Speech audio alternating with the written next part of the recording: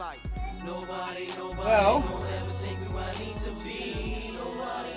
let's begin.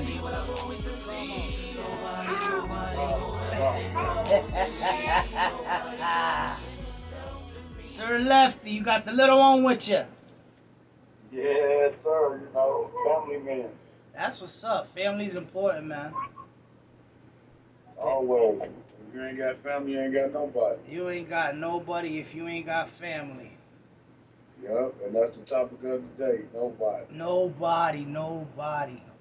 Let me ask you, brother, what is family to you? Family to me, Yeah. family of things except the Lord above. Uh-huh. Is family just blood related or what is family? Family is loyal, honest, trust.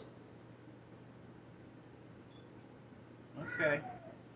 So it doesn't have to be just by blood, right? It can be, yeah, blood and closer friends, you know, that you call family. Mm. Now you brought up the topic nobody. Yes. What really brought that to inspire you? Well, I'm going to say, like, I'm going to put it in, like, I say, like, 15, 15 years ago Uh-huh. when I first moved to Pennsylvania. I was living out there, didn't know nobody. I was out there with nobody besides my mom and my pops. So I really was on my own. Cause you know they elders, so I couldn't really get in the swing with them because you know they're my parents. Right. So I had to adapt. I had to adapt to Allentown. Mm. That's where my mom resigned at, but she still resigned at. And so I met a few people there. Some was good, some was bad, some didn't, you really couldn't really mess with because they were snakes. Mm. But that's anywhere. That's like where I'm from, Gary, Indiana. Right. You got the good, you got the bad, and you got the ugly. Right. Then you got rats and snakes. So to make a long story short, I met I met you, Money Mo. Uh-huh. Got to do got to doing business with you, you know, and was going with you while you was mastering your first album, I Am HoodFacez, and you had the track Nobody. Mm. And when I heard it, like I said, when I heard it by myself, I heard it with you when you was recording and you mastered it. But when I sat down and heard it by myself, I knew the meaning of the words of my lifestyle, where I came from, and the lifestyle what I am to now. Well, Right. put it this way: how the world was back in the day and how the world is now. It's even worse because you know you can't trust nobody now. Right. Back in the day, you could trust some and love little. You Right. know, because when you out here and people take, you know, they see what you can do, and once you take off, they always want to try to bring you down. You know what I'm saying? Right. So it's like when the song came on, I was I could relate to it because what I was going through in Gary, Indiana. That's where I'm from, Gary, Indiana. Born and raised. Yes, home of Michael Jackson, Jackson 5. Yes, you know, proud of my city and sad of my city at the same time. But That's no here, no there right now. Right. So it was related to all what I was going through in life, and it escalated to like, okay, that's when I started saying, okay, ain't nobody, can't trust nobody but me, and ain't nobody gonna do it like me. Right. You know, especially in that track, which I know a lot of people who haven't heard it are going to hear it. And those who have heard it understood it. But there was one part that I spoke in there where I said, you need to stop relying on other people to do for you, and you do for you. Yeah, And that's true. a lot of times that goes over people's heads, because everybody's always dependent, thinking they're gonna have the full support of their family and friends, and those are the actual people that, depending on who really is your family or friend, will be the same people to tear you down. Exactly. But you have to grow for yourself. Right. You have to grow as your own personality, as your own person to experience things in life. Like you can't depend, like you just said, you can't depend on everybody. You gotta depend on yourself because you gotta look at it. When you leave this world, we didn't come in here with no bunk beds. You know what I'm saying? Right. Ain't nobody gonna go 6 feet deep with you, but you. Right. At the end, at the end of the day, you die alone. You come in this world alone, unless you're a twin. You come in this world alone, you're gonna die alone. But it's all about how you live your life. If you depend on somebody every day and get lazy and keep depending on that person, and then all of a sudden they take it away, and then you get mad. That's on you, cause you depended on that person. You got lazy. You ain't want to do this. You ain't want to do that. Nah, that ain't And when it come to family, I never depended on my family. I always had my own house on hand, and I always stayed on my own. I jumped off the porch at 14. I had my own crib at the age of 16. I had 5 cars at the age of 18. Mm. Mm. Yes, I was in that life. Yes, at a young age, I've seen a lot of things. I've seen a lot of stuff that a young boy wasn't supposed to see. But as growing up in an environment that any hood or any uh, urban place that you live in is going to happen unless you take yourself. See, the experience that you learn from your mistakes, you have to teach your kids not to do that and take them away from it, so they're going to have to go through the same experience you went through in life. Give them better. Let them see better, so they know they can do better. Mm. That's deep, man. That's deep.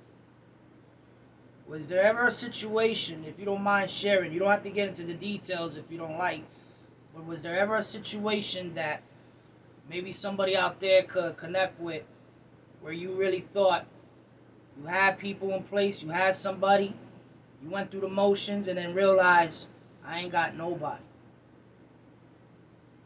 Yeah, so I can tell you a story. Talk to me. I, I was at the club with my cousins, and a fight broke out. When the fight broke out, we didn't have nothing to do with it. Let me put that out there first. Okay. It was somebody. It was between two other hoods from my neighborhood, from Gary. Okay. And one dude hit the other dude from the other neighborhood, and I was standing there. He thought that I hit him, and I threw my hands up like, bro, I ain't hit you. And then they rushed me. They put me in a full Nelson. Well, first of all, I grabbed the gun out of my back pocket. Right. And when I was getting ready to shoot, my cousin grabbed the gun. And then I thought he was, I told him we got to fight now. So I thought he was back to back with me, but when I reached behind me, that's how I knew it was nobody with me. So so when they put me in the field, Nelson, I heard the female say he got a gun, and they was trying to shoot me in my head, but I slid about the situation. You know, was running across the street, got shot twice in my back, and when I went to the hospital, I had I had coded 3 times in my mama arms, and when I woke up and all the situation, I had tools to see my family and everybody, but when I woke up, realizing that I really didn't, at that point, that it wasn't nobody there to comfort me and tell me.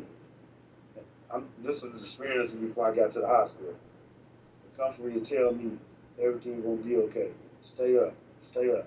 It wasn't. It was. I wasn't hearing it until I got to the hospital.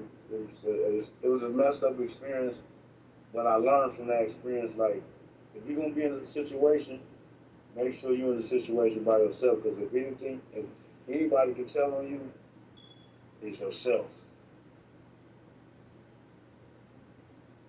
So pretty much, from what I'm understanding, you had a situation that had nothing to do with you, but just because you were in that space around the situation, automatically it became your problem. Yes, sir. And once you think that your own family or certain people were in place to hold you down, they kind of disappeared on you. Yeah, ran home with the gun.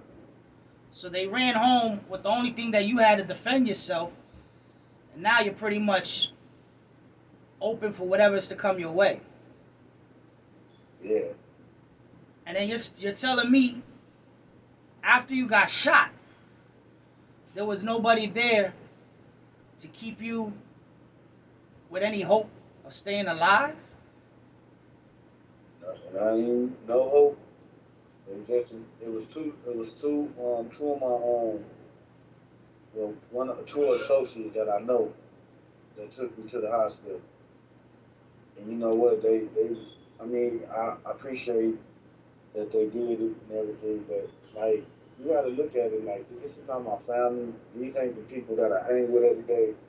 So they took me to the hospital, put me in a wheelchair, just rolled me in the emergency room and left me there. So these were people that you knew around the way, but you weren't close, who did more for you than the people that you knew way more. Exactly. And then they drove you to the hospital, put you in a wheelchair, and be like, "Hey, take care of this guy."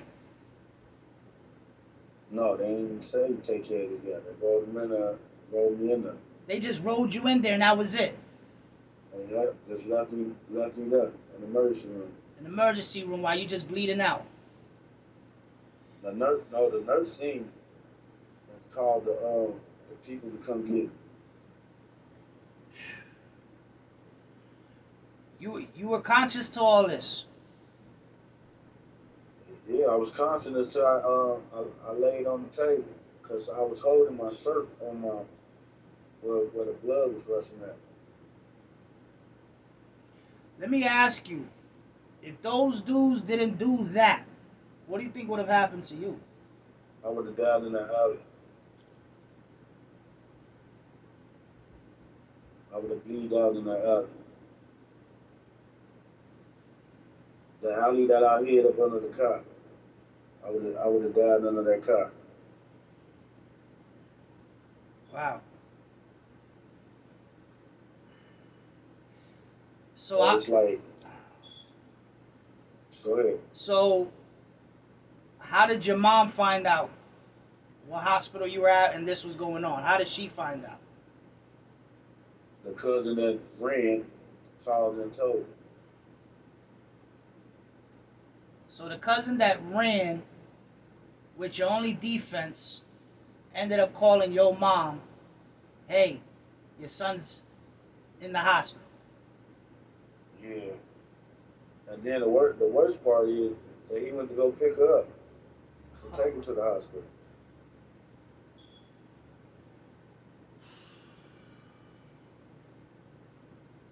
So, I mean, it's like I you know what? I'm thanking God because I feel like I'm living my second life. That I learned my lesson, and I'm here for my kids. And now I got a beautiful wife, and I'm learning more, and I'm more smarter and more aware of everything now. Like, as soon as I get in an argument with somebody, like it triggers. Like I'm not gonna argue with you. I'm finna kill you because I'm thinking you're finna kill me. Right. I mean, I'm just keeping 100. If anybody be in a situation that I haven't been in, they understand. Right. It makes Like it. okay, go ahead. I was gonna say that it kind of makes it hard to trust anybody ever again, especially in those situations. Yeah, You really can't. that's You really can't even afford to take that risk with anybody ever again. After that situation, you know. exactly. That's why me and you, when we first met, we bumped heads a little bit because we really didn't know each other, and we really don't know what we've been through in life. Because Right. we just met, and we from two different atmospheres. Right. You know, and then we just clicked up because we've been through the same struggle, Right. but just different cities and different races. Right.